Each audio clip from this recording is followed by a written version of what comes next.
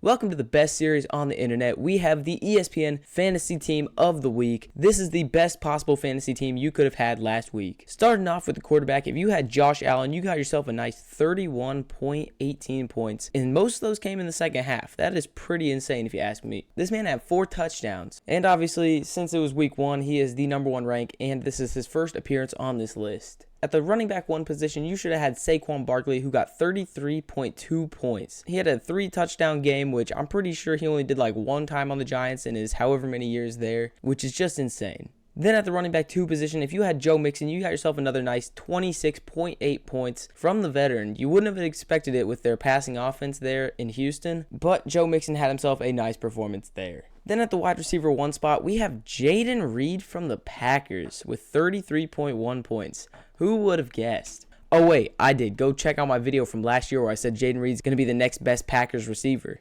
And then at the wide receiver 2 spot, we have Cooper Kupp, the veteran himself, with 32 points. What an outing by him. It did help that Puka Nacua got hurt, but he still got himself 32 points, which I'm pretty sure is more than he scored all last season on my fantasy team. And of course, this year I've got Puka Nacua. That was a rough decision. Then at the tight end spot, if you had Isaiah Likely, you got yourself 26.1 points. A man who wasn't even supposed to start this week, but ended up getting himself a very nice game and almost got into the 30s in points if he had just stayed in on that touchdown. But as we all know, his toe was on the line. At the flex, if you had Allen Lazard from the Jets, you got yourself 26.9 points. I don't think anyone could have seen this coming because he was sitting behind Garrett Wilson and Mike Williams. But you know what? That Rodgers to Lazard connection from the Packers must have carried over somehow.